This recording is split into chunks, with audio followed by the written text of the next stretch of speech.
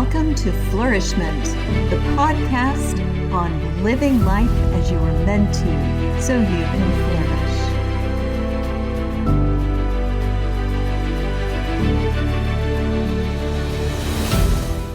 Welcome, everyone. I'm delighted to have with me Kristen Hogrefe Parnell. She's an award-winning author and lifelong learner who writes suspenseful fiction from a faith perspective for teens and adults. And she's here to talk to us today about running with God's plan. Welcome, Kristen. I'm so excited to have you here today. Thank you, Tina. It is so good just to be here and have the chance to chat with you. I have been connected with you through writers' conferences for many years, and I've read some of your books, but I did not know the details of the story that you shared with me that you're planning to share with listeners today. Can you start us with talking about what it means to you to run with God's plan from your experience of overcoming? Yeah, so this is both a literal and I guess you could say a figurative challenge for me personally. And I don't think it's one that is just exclusive to me. So running with God's plan, the literal story I shared with you is that I wasn't a runner at all. In college, I actually got exempt from PE on account of a curvy back of mine, and I never thought I'd run. I was happy to take choir instead of PE. But yeah, after I graduated, my twin brother, he's very blunt and I love him for it. He said, "You know what? You're not going to get this post-college 15 pounds or whatever." He's like, "You're going to learn to run and work out with me and we're going to have fun doing this." And so lots of shin splints and back spasms later, I did eventually actually strengthen my back enough to run, and eventually went on to do a half marathon, which was just truly evidence of just God's grace in my life, because I didn't think I'd ever be able to even run a mile. And so that's just a kind of a tangible picture for me of the way, almost like a metaphor or analogy of the way God works in my own life, in other ways. My plan might be one thing, but God's plan might be something else. And I feel like he's constantly directing and redirecting as he sees best. And I just need to be willing to run with it.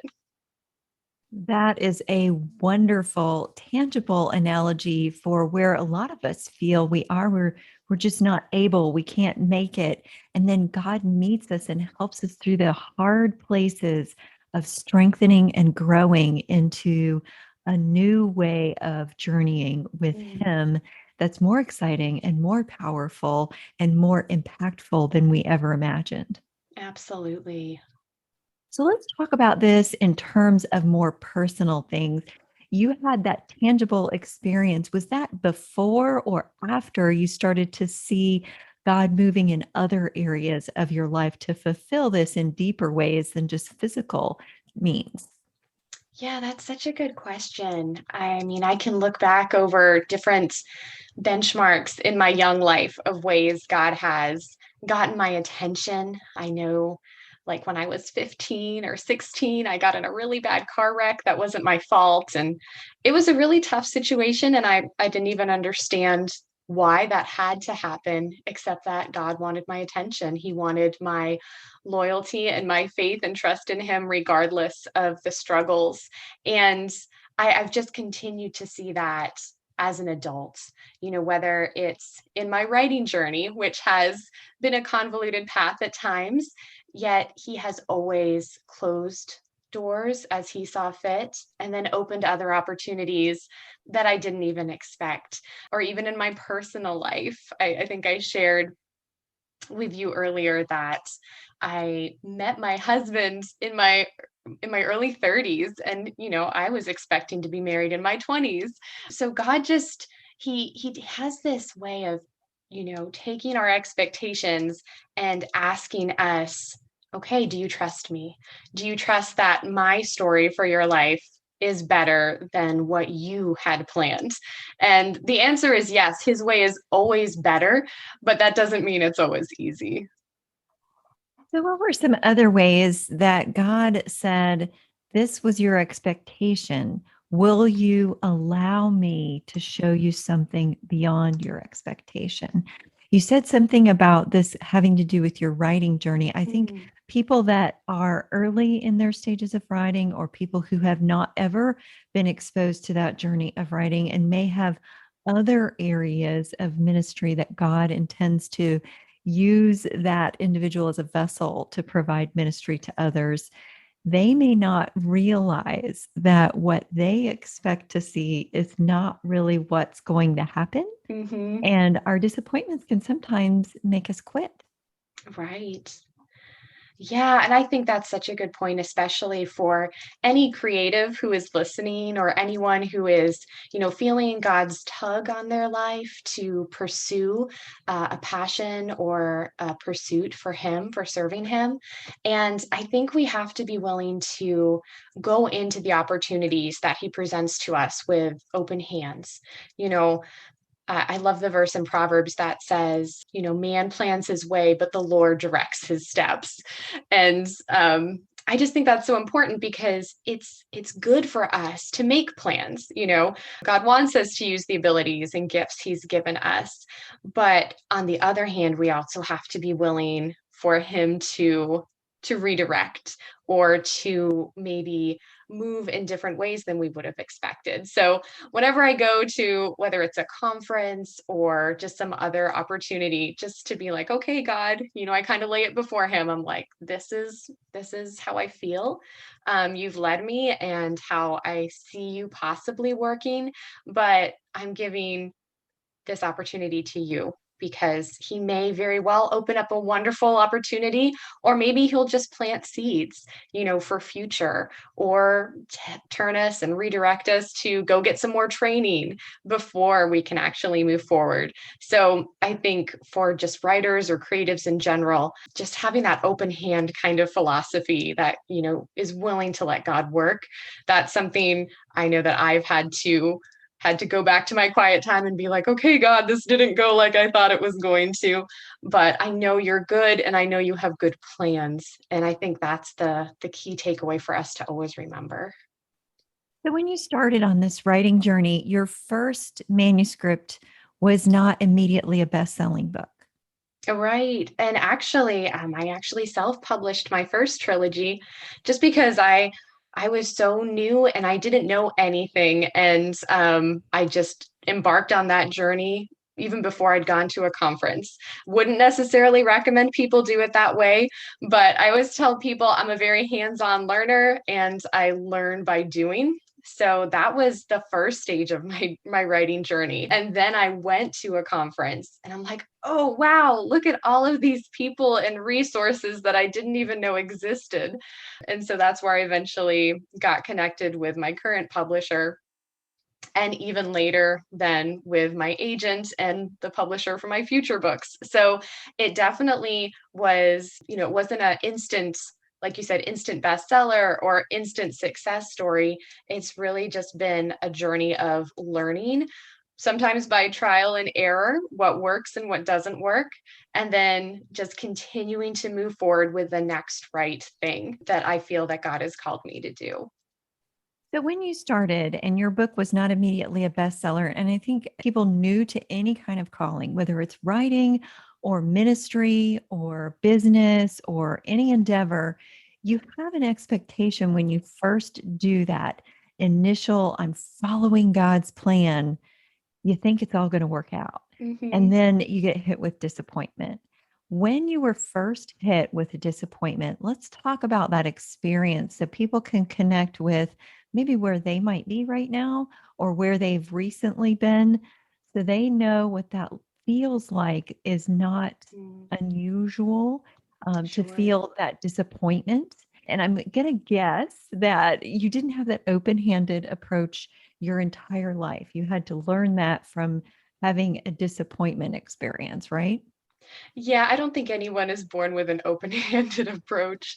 That's just God's grace and, His his word at work in your life, that does take time. And I'd like to say it's one of those tests in life that you just pass and you move on to the next level, but that's not true either. It's sometimes a daily struggle, or, God, I really want this. Why are you saying no? And for anyone dealing with discouragement, I would just encourage you to stay, first of all, close to God. Be honest, be open with Him how you are feeling discouraged. We see King David did that so often in the Psalms. He'd cry out to God, but then God would always remind him of the truth. We'd see him closing so many of his Psalms with praise. And for the person who feels that they've messed up, or they're too big of a failure, I would say, what, failures are often the stepping stones to success, and the only true failure is when you quit. So if you don't quit and you move forward and you learn from that experience and just have that teachable attitude, you may never know what doors will be open in the future that may not be open today, but you just have to keep moving forward. So I would just say all of that to say, if I had quit because somebody turned me down, or because, I wasn't an overnight New York Times bestselling author, I wouldn't be writing today, and I wouldn't be hearing from readers who are telling me my books challenge and encourage them. So there are different definitions for success. Knowing that I'm doing what God wants me to do and that my books are having an impact on lives, like, that's huge.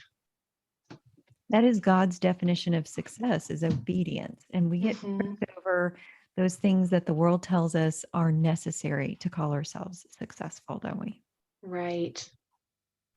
I want to unpack a little bit what you just said about failures being stepping stones to success. That is totally contrary to the world's definition of success for the Mhm. most part. We expect to build success upon a success, not upon a failure. So, what are some examples in your history of times when you failed that helped you succeed better?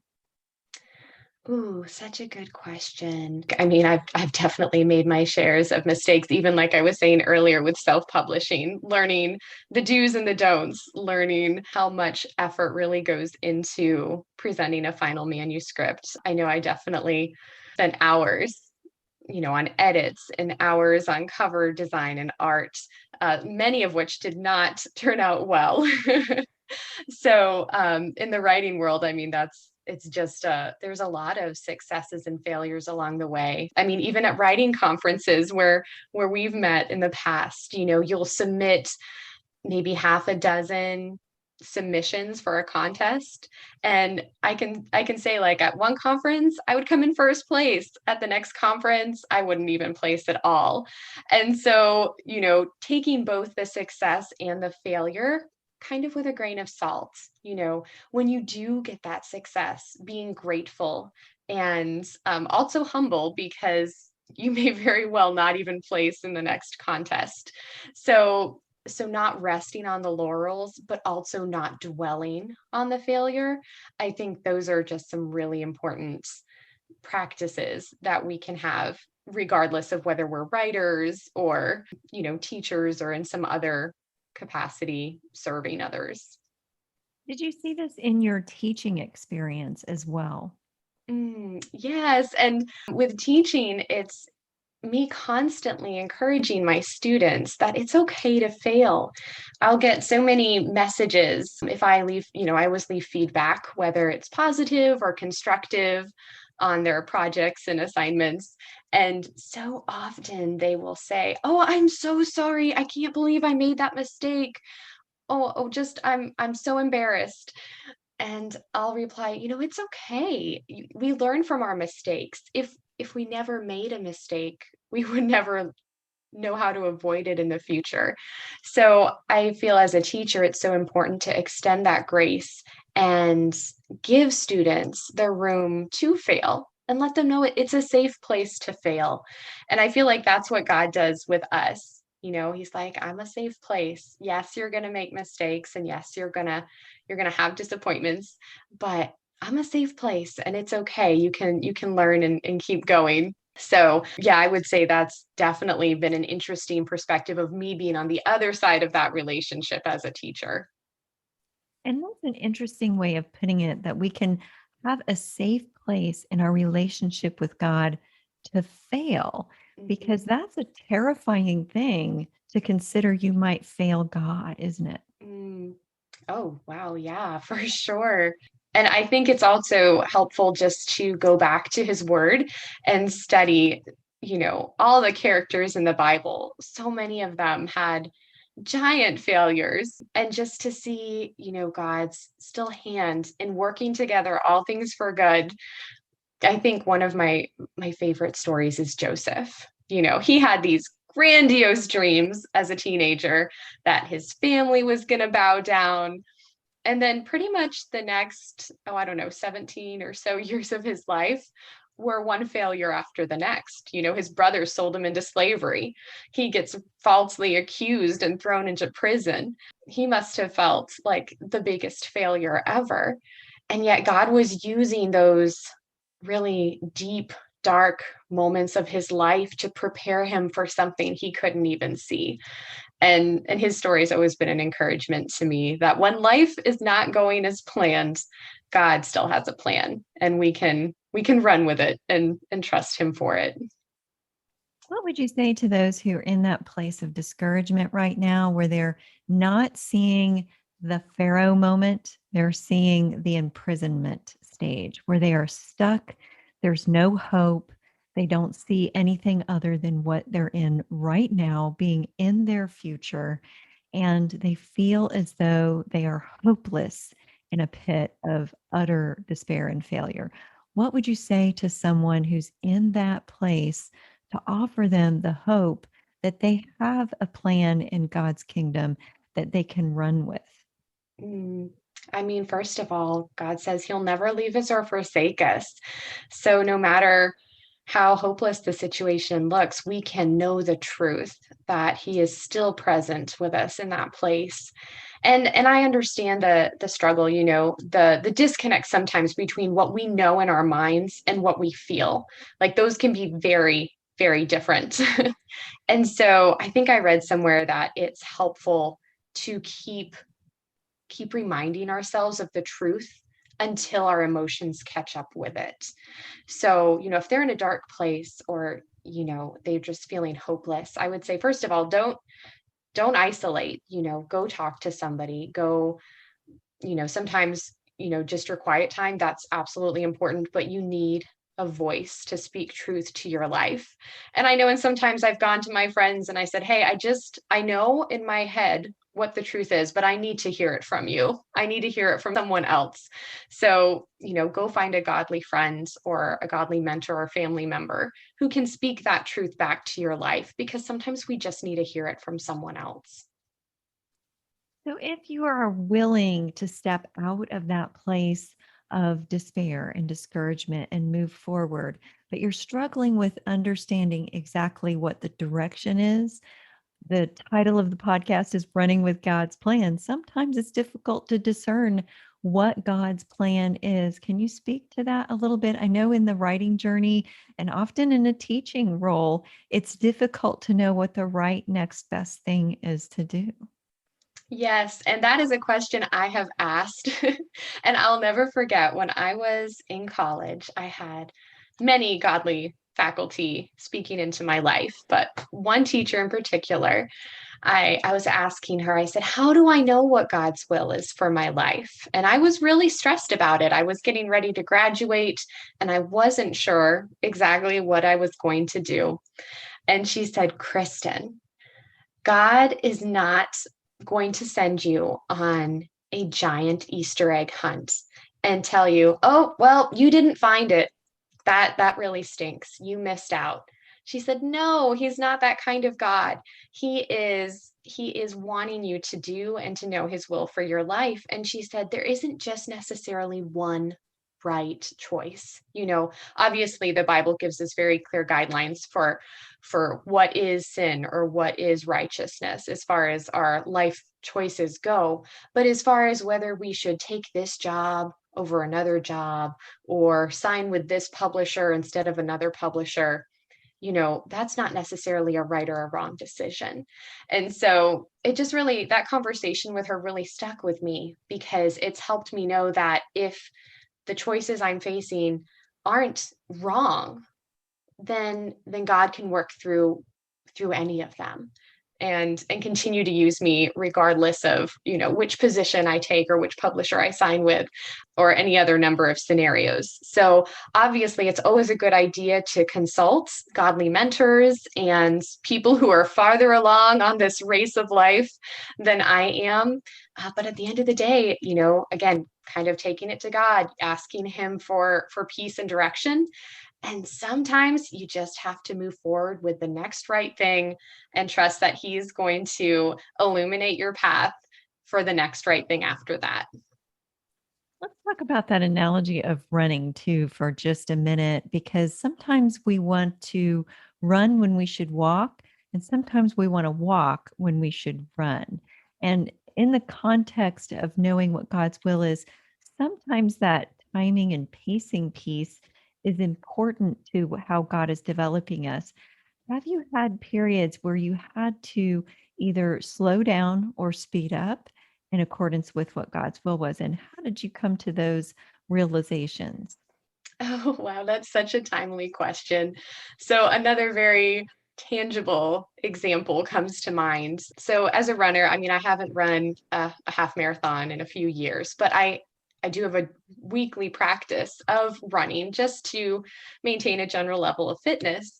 And so, my husband and I were on a ski trip this last winter, and I was being very careful, but the conditions were incredibly icy. And I actually ended up falling, a really bad crash, and dislocating my shoulder. So much so that I couldn't do the most basic things that we take for granted every day, let alone run. And my neighbors all know me as the girl who runs. And I was literally out there with my arm in a sling, just walking my running route. And I couldn't run. It was far too painful. My shoulder needed time to heal. So all I could do was walk. All I could do was just, put one foot in front of another and take a lot of pain medication. And I think that really parallels our spiritual lives and also just other areas of our lives. Sometimes we can't do anything but just walk, like you were saying. Sometimes God slows us down to get our attention, to remind us how much we need to depend on him, or just to, you know, remind us and turn us to him in prayer, or just out of sheer dependency. I was so dependent on my husband for everything from cooking to laundry to washing my hair. It was a truly humbling experience.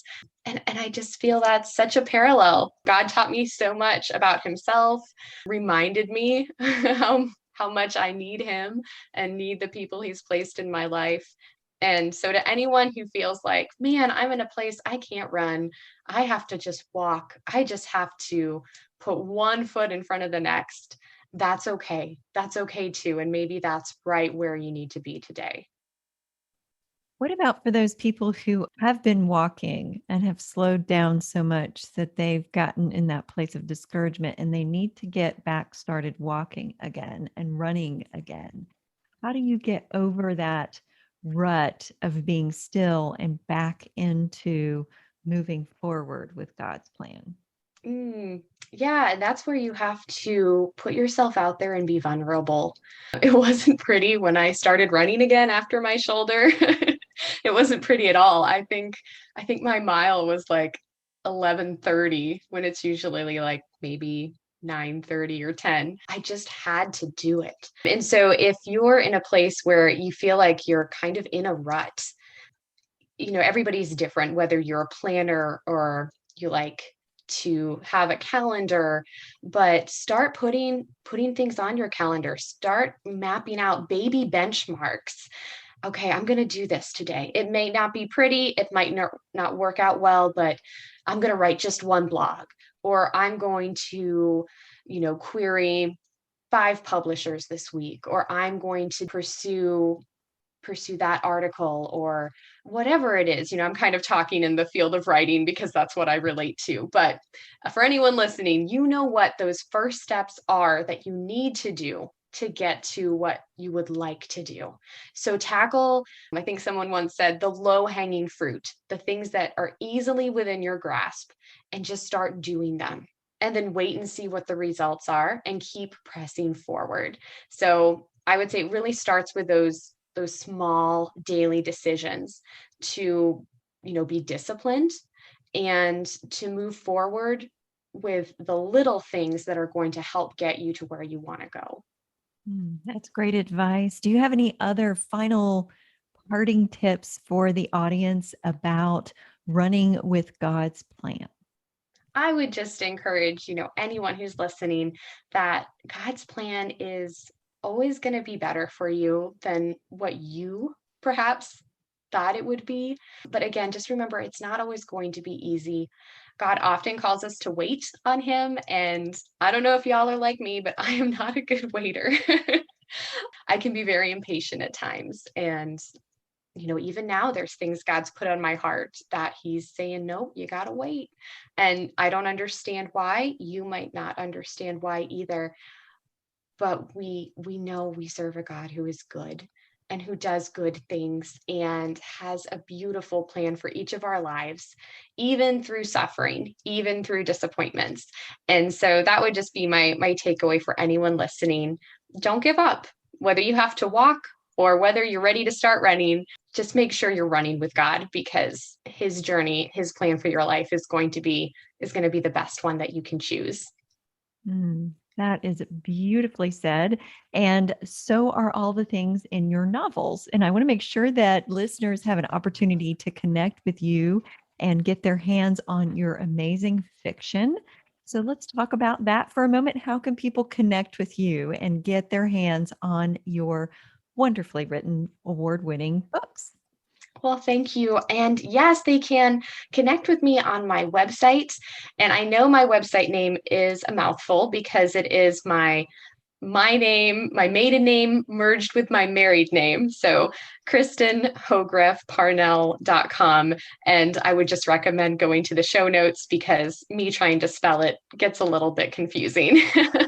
But I have a newsletter there. And if anyone wants to sign up, they can actually receive my free novella, which is a prequel to the first novel, The Revisionary, in my young adult dystopian trilogy. And so that'll give them a taste for my writing and if that kind of story is right for them. I actually really enjoyed reading your novels. So I can recommend that personally to those who are listening. I appreciate you coming on Flourish-Meant today. I hope that all of you listening will connect with Kristen and, of course, come back for the next episode of Flourish-Meant.